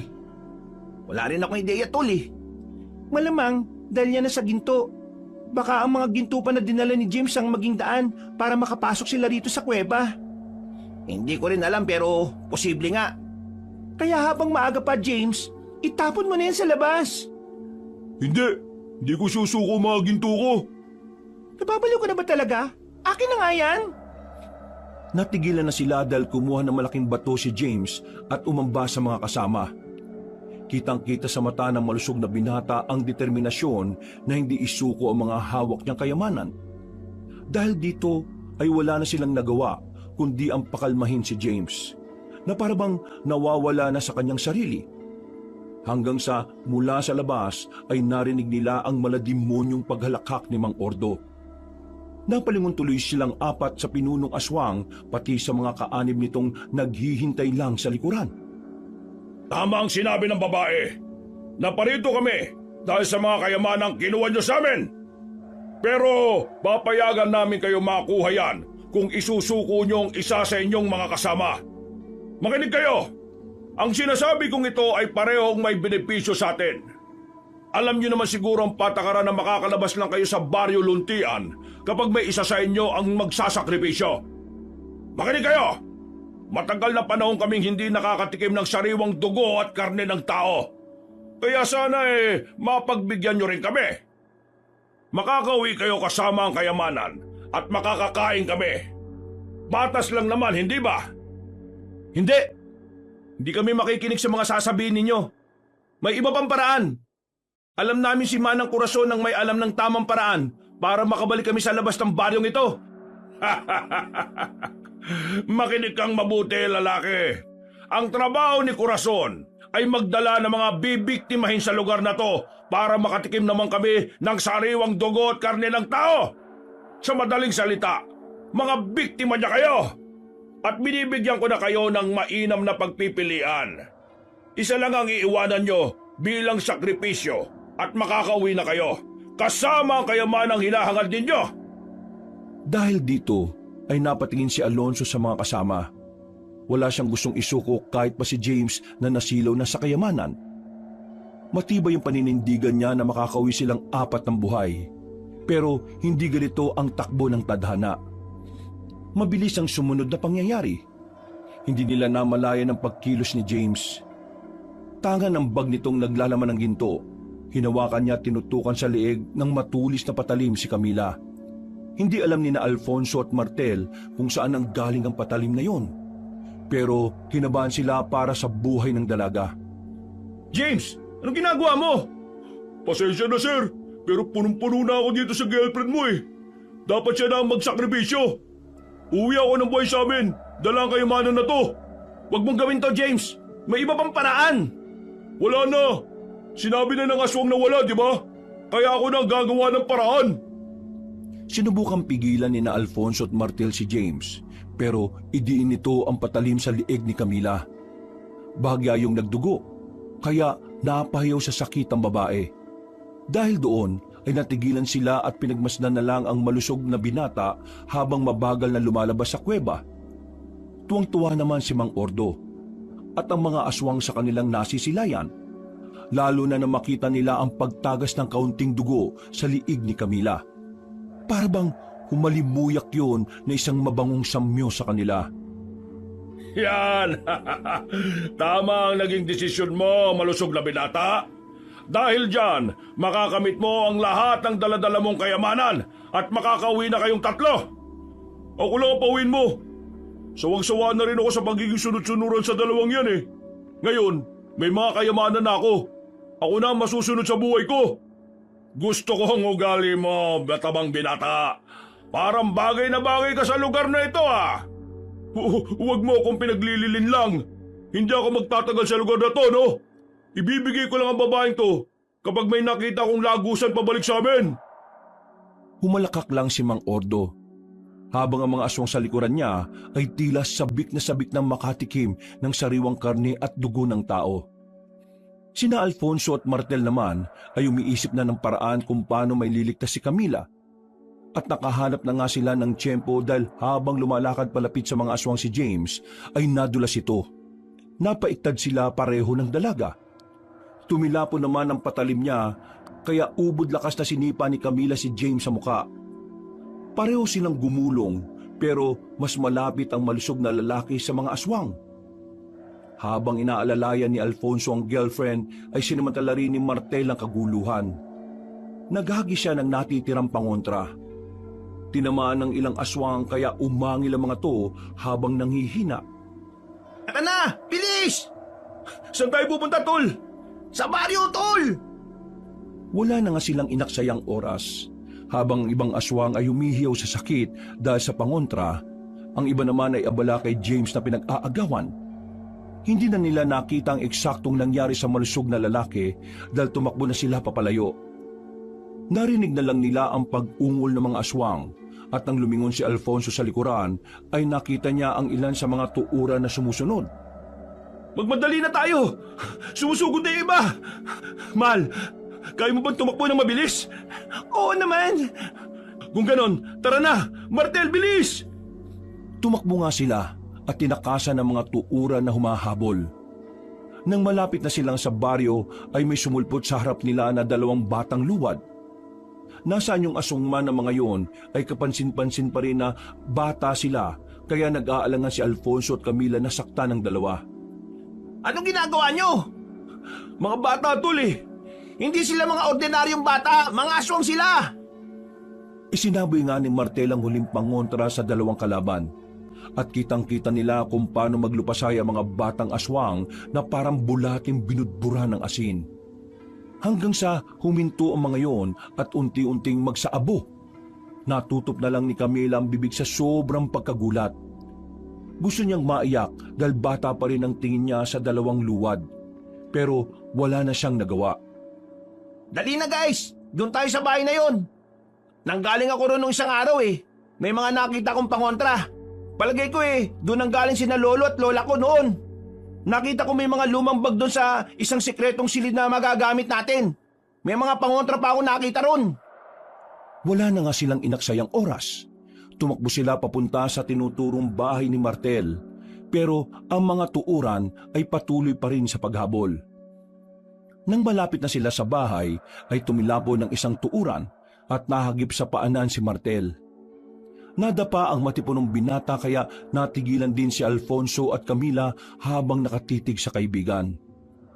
Sige na, mauna na kayo! Hindi kita iiwan dito. Mamamatay tayong lahat dito kapag di pa kayo. Ha? Hindi na nakapagsalita si Martel dahil sinugod na ni Alfonso ang aswang na sumunggab. Nagpambuno sila at gamit ang buong lakas ay nabuwal ang tuuran. Inalalayang kagad ni Camila si Martel habang si Alfonso ay kumuha ng kahit na anong mapupukol sa aswang.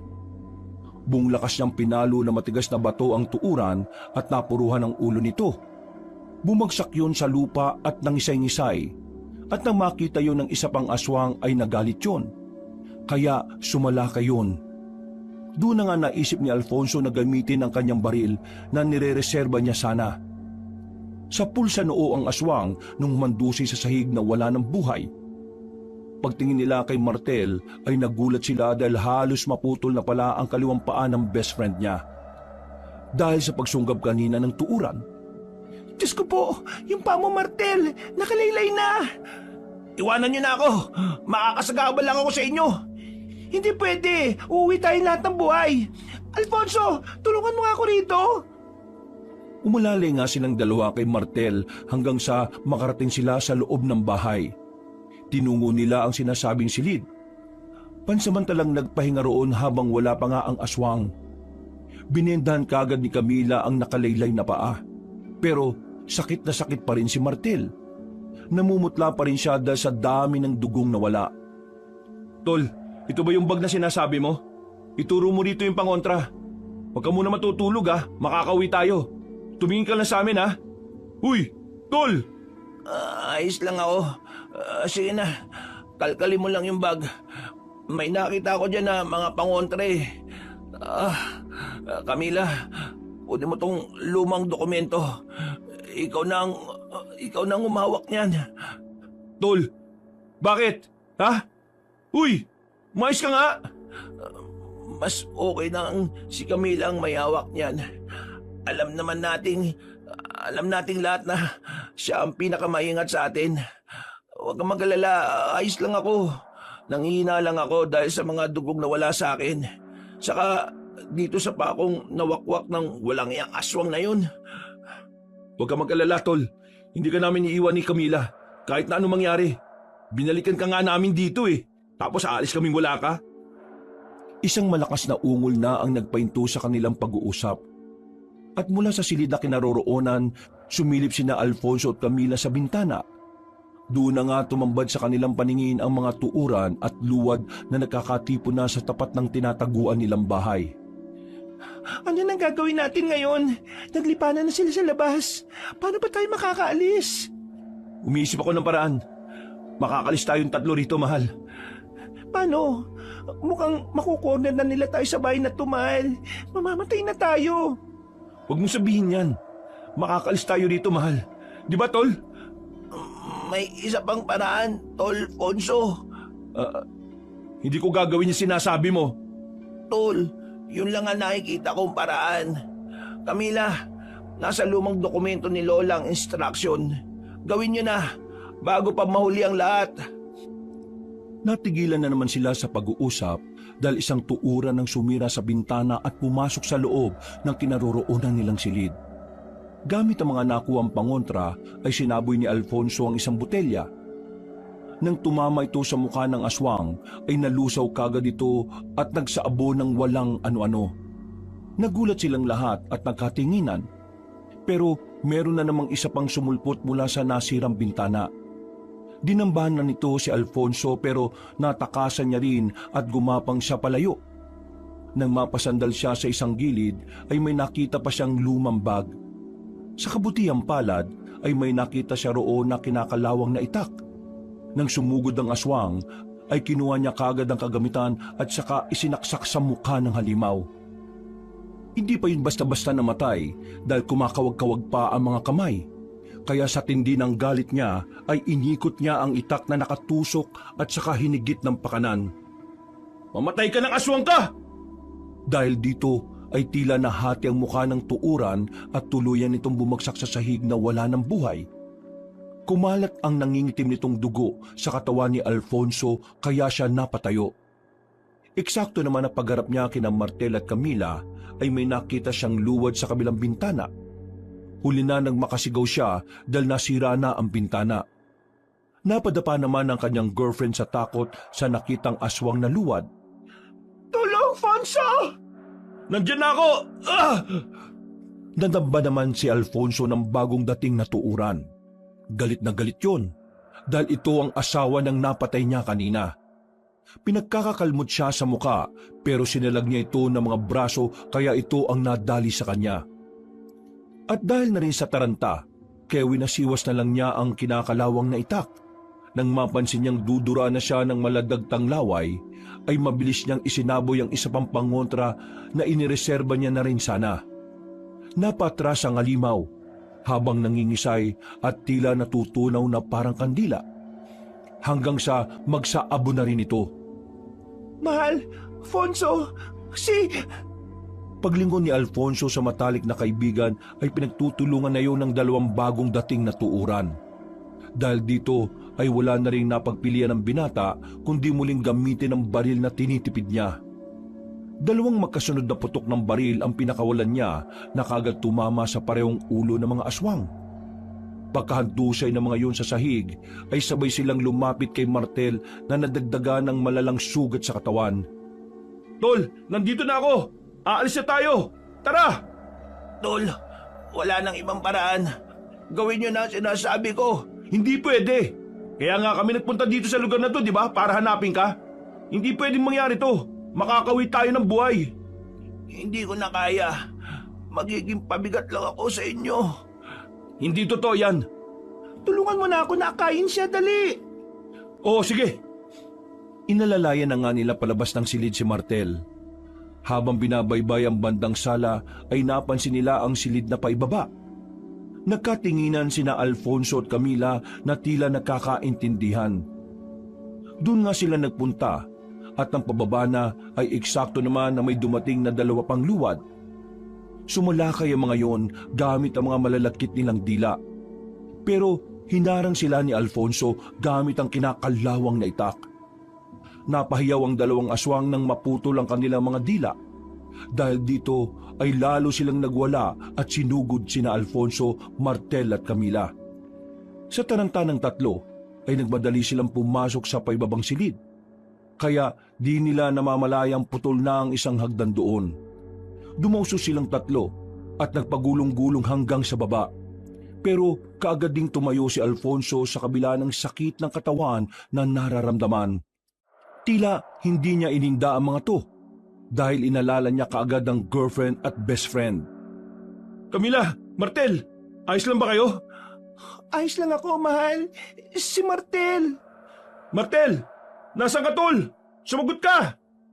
Hinanap nila sa dilim si Martel gamit ang flashlight ng mga cellphone nilang halos masira na. Hanggang sa makita nilang mag-angat yun ng kamay mula sa hindi kalayuan. Nilapitan kagad nila ang nanghihinang binata at inilalayan para makasandal sa isang gilid. Tol, kaunting tiis pa. Makakaisip din ako ng paraan. Tol, kahit kailan ka talaga, matigas talaga ang ulo mo no? Sundin mo na ang sinasabi ko. Camila, please, ikaw na ang gumawa. Habang hindi pa nagdadatingan ng mga aswang. Kapag yung panikbot ang nagpunta rito, siguradong lahat tayo mamamatay. Hindi, tol. Hindi ako papayag. Wala nang ibang paraan. Mas gugustuhin ko nang magsakripisyo ako kaysa mamatay tayong lahat dito. Kaya please lang, tol. Hayaan mo na ako. Camila, please. Mangyak-ngyak na binuklat ni Camila ang lumang dokumento at hinanap ang huling pahina. Nang makita niya ang instruction doon kung paano makakalis ng bariluntian, ay tuluyan na siyang napaiyak. Don't worry. Ayos lang ako, Camila. Sige na. Simulan mo na. Kumuha ka na ng dugo sa mga sugat ko. My God, Martel. Ayaw kong gawin to. Pero kailangan. Okay lang ako, promise. Dahil doon ay napatras na lang si Alfonso at naiyak na rin dahil hindi niya rin matanggap na ganito ang mangyayari. Napapakuyom na lamang siya ng kamay sa inhi sa sarili dahil wala siyang magawa. Pero alam niya na wala na rin talaga siyang magagawa. Yun na lang kasi ang tanging paraan para makalis sila ng ligtas sa Baryo Luntian. Nang makakuha na ng kaunting dugo si Camila, ay nanginginig niyang hinawi ang maruming sahig. Doon niya kasi susulat ang simbolo ng pagtawid sa lagusan. Pero hindi pa man siya nagsisimula, ay nakarinig na sila ng ingay sa itaas. Hanggang sa mabusesa nila kung sino nga ang gumagawa ng ingay. Natigilan sila pare-pareho at napatingin sa pinto ng basement. Hanggang sa mas luminaw at lumakas ang boses na naririnig nila. Si James ba yun? Si James nga. Buhay pa siya. Hindi pa man nabibigkas ng dalagang salita, ay kumalampag na sa taas kasunod ng pagtalsik ni James pa ibaba. Nagulat sila nang makitang humandusay ang katawan noon sa sahig. Punong-puno na ng sugat ang buong katawan pero buhay pa. Nakita pa nilang sinusubukang tumayo ng malusog na lalaki. At walang ano-ano ay napatingin yun sa kanila na parang nabuhayan at nagkaroon ng determinasyon. Sir, Ate Camila, tulungan niyo ako. Nandiyan na sila. Hindi alam ni na Alfonso at Camila kung ano ang magiging reaksyon nila. Kung magagalit ba sila o maawa dahil sa mga pinaggagawa sa kanila ni James. Kung bakit sila mas lalong napahamak na lahat. Pero dahil sa kabutiang loob, ay lumapit pa rin si Alfonso tinatak ang nanghihinang lalaki. Umiyak yun ng umiyak matapos mapagtanto ang kanyang mga nagawang kamalian. Sir Alfonso, salamat po sa pagtulong. Huwag kang magpasalamat at huwag kang umiyak-iyak dyan. Hindi porke niligtas kita nakakalimutan ko na ang mga ginawa mo. Tingnan mo kalagayan ngayon ni Martel. Tingnan mo siyang mabuti. Kung di mo inuna yung sarili mo, hindi sana tayo magkakanda leche-leche ng ganito. Sorry sa mga nagawa ko. Dinig na dinig ko yung sinabi mo, dun sa kuweba. At ngayon, nakikita kita. Palagi yung nagpapaulit-ulit sa utak ko. Kaya hindi ko alam kung pagkatapos nito mapapatawad pa kita. Tol, saka na kayo magtalo. Gawin mo na, Camila, ang dapat mong gawin habang wala pa mga aswang. Gawin mo na ang simbolo ng pagbubukas ng daan palabas sa padyong to. Hindi nga nagkamali si Martel ng hinala dahil walang ano-ano ay sumulpot na ang mga luwad. Tuuran at kasama pa si Mang Ordo na nasa anyo ng aswang na panikbot. Natigilan silang lahat dahil humalakhak ang pinunong aswang. Habang dahan-dahan silang bumababa sa basement. Ha! Kita mo nga naman. Talaga nagkatipon-tipon pa kayo sa isang lugar, ha? Napakapabor talaga sa amin ng pagkakataon dahil hindi lang isa, kundi 4 ang mapagpepiestahan namin. Maraming salamat talaga kay Corazon sa walang sawa niyang pagpapadala ng handog sa mga taga-Baryo Luntian. Mga dayuhan, may gusto ba kayong sabihin bago namin wakwakin ang tiyan ninyo? Higupin ang mga sariwan yung dugo at paghati-hatian ang mga laman loob nyo at sariwang karne. Bumalik na kayo lahat sa impyerno! Oh, wag ka magpatawa, lalaki. Bumalik ba kamo kami sa impyerno? Hindi mo ba alam na nasa pintuan ka na ng impyerno? At pagkatapos namin kayong pagpiestahan, ay makikita nyo ng sabay-sabay ang hinihiling mong impyerno! Napatras si Mang Ordo matapos siyang sabuyan ni Alfonso ng natitirang pangontra. Mabuti na lang ay hindi siya natamaan sa mukha. Nadaplisan lang ang kanyang talampakan na unti-unting nasusunog. Kaya pinutol niya ito kagad para hindi na gumapang. Ang lakas din ng loob mo Mamamatay na lang kayo! Sige! Hindi ko na patatagalin ang paghihirap ng mga kasama mo. Pero ikaw, sinisiguro kong mahihirapan ka! Suminyas na ang punong aswang sa mga kasama. Pero hindi nila namalayan na kanina habang abala sila sa pakikipag-usap kay Alfonso, lumapit na ang sugatang si James kay Camila at nag-request na siya na lang ang gawing sakripisyo. Gamit ang dugo ni James, ay dali-dali ngang inukit ng dalaga sa sahigang simbolo ng lagusan palabas at saka binikas ng 12 beses ang orasyon. At nang pasalakay na ang mga aswang, ay nagulat na lang sila sa mga sumunod na nangyari. May lagusang nagbukas sa gilid ng pader malapit kay Martel na hinang-hinana. Kahit si Alfonso ay nagulat at hindi inaasahan ang pangyayari. Mahal, Ponso, tara na sa lagusan! Ha? Sige! Dali-dali siyang tumakbo at binitbit si Martel at saka tumalon sa lagusan pabalik sa kapis. May mga aswang pang sumunod, pero nang makalabas na sila roon ay bigla na lang silang natunaw. Nagulat ang magkasintahan matapos yung makita. Pagtingin nila sa lagusan ay nakita nila kung paanong unti-unting lamunin ng lupa ang katawan ni James na wala ng buhay. Napaangil din si Mang Ordo dahil alam niyang kapag tumawid sila ay mamamatay sila katulad ng nangyari sa 2 aswang na sumunod. Bakit hindi ka ngayon sumunod dito? Kung matapang ang aswang ka! Lumabas ka diyan! Diyan sa Baryo Luntian at sumunod ka rito! Hindi pa tayo tapos! Sigurado akong ibabalik kayo ni Corazon dito sa Baryo Luntian. At kapag nangyari yon, sinisiguro ko sa iyo na pahihirapan kita ng gusto bago ka mamatay! Sa palagay mo papayagan kong mangyari yon? Makukulong na kayo mga aswang sa sinumpang baryo na yan dahil hindi na ako papayag na makapambiktima pa ang manang Corazon na yon. Umangil ng umangil si Mang Ordo pati ang mga aswang hanggang sa unti-unti nang magsara ang lagusan. Nang tuluyan na itong mawala ay nakahinga na sila na maluwag. Pero hindi pa rin nagpakampante si Alfonso kaya naglakad siya palayo. Mahal, saan ka pupunta? Ikaw na munang bahala kay Martel.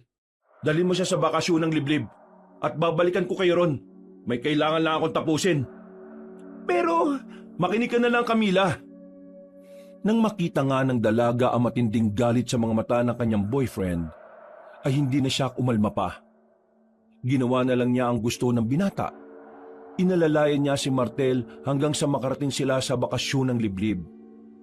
Tinungo naman ni Alfonso ang barong-barong ni Manang Corazon. Magbubukang liwayway na ng maabutan niya ang matandang babae na nagwawali sa bakuran.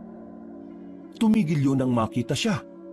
Kitang-kita sa mukha ng babaylan ang gulat dahil hindi niya inaasahan na makakabalik pa siya ng buhay. Hindi niya muna pinansin ang matandang babae. Nagdire-diretso siya sa loob ng barong-barong habang yun ay nananatili sa labas hawak ang walis tingting. Maya-maya pa ay pinagbababasag niya ang mga kagamitan sa loob ng bahay. Wala siyang itinira sa mga yun. Siniguro niyang walang mapapakinabangan sa mga gamit ng babaylan. Pagkatapos ay lumabas siya at hinarap nga si Manang Corazon. Kitang-kita ang galit sa kanyang mga mata. Bakit mo sinira ang mga gamit ko? Tandaan mong mabuti itong sasabihin ko, tanda. Kapag inulit mo pa sa ibang taong ginawa mong ito sa amin, sinisiguro ko sa iyo na magsisisi ka. Dahil hahantingin kita kahit saan ka pa magtago. Tinatakot mo rin ba ang isang babayla na katulad ko? Hindi kita tinatakot. Binibigyan kita ng babala. Hindi mo kilala kung paano magbigay ng babala ang treasure hunter na katulad ko. Kaya kung hindi ka susunod sa mga sinasabi ko, magtago ka na ngayon pa lang. Dahil sa susunod, hindi lang yan ang mangyayari sa bahay mo. Baka pati ikaw, mabasag ko na rin ang ulo. Naintindihan mo? Hindi na hinintay ni Alfonso na makapagsalita ang matandang babae. Tinalikuran na niya ito at naglakad na palayo. Pero dahil sa insulto, nagalit yun at kinuha ang kahoy sa gilid. Binalak nga ni Manang Corazon na paluin sa ulo si Alfonso. Pero natunugan na siya. Kaya dali-dalim binunot ang binata ang baril at pinaputukan sa ulo ang matandang babaeng babaylan. Patay itong humandusay sa sahig pero pinagmasdan lang siya ng malamig ng binata. Pagkatapos ay sinunog na niya ang bahay ng babaylan kasama ito. At siniguro na wala nang mabibiktima pa kahit na kailan. Pagbalik niya sa bakasyon ng liblib, ay naabutan niya si Camila na nakaupo sa pintuan at umiiyak. Tumakbo siya palapit sa nobya at nang makita siya noon, ay mas lalong humagulgol. Wala na si Martel. Patay na siya, mahal. Iniwan na tayo ng best friend mo. Napayak na lang din si Alfonso. Dahil namatay nga ang matalik niyang kaibigan. Sobrang sakit para sa kanya dahil mahal na mahal niya si Martel na parang isang tunay na kapatid at kapamilya. Malaking parte ng buhay niya nakasakasama ang best friend kaya napahagulgol na rin siya. Dahil sa nangyari ay sinunog na nila ang lumang dokumento ni Lola Imelda upang masiguro na wala nang makakapunta sa nawawalang baryo Luntian. Inuwi nila ang labi ni Martel sa Maynila at binigyan ng maayos na libing. At dahil sa insidenteng yon ay tumigil na rin sila sa pagiging treasure hunter. Gamit ang naipon nilang pera ay nagtayo sila ng maliit na tindahan na ginto. At nang makaipon pa ay saka naman sila nagpakasal. Siniguro nilang magiging magarbo ang pagdiriwang na yon. Nang magkaanak sila ng kambal, ay pinangalanan nila ang dalawang lalaki na Martel at James bilang pag-alaala sa mga kasama na namatay matapos nilang makaengkwentro ang mga aswang sa nawawalang baryo. Wakas,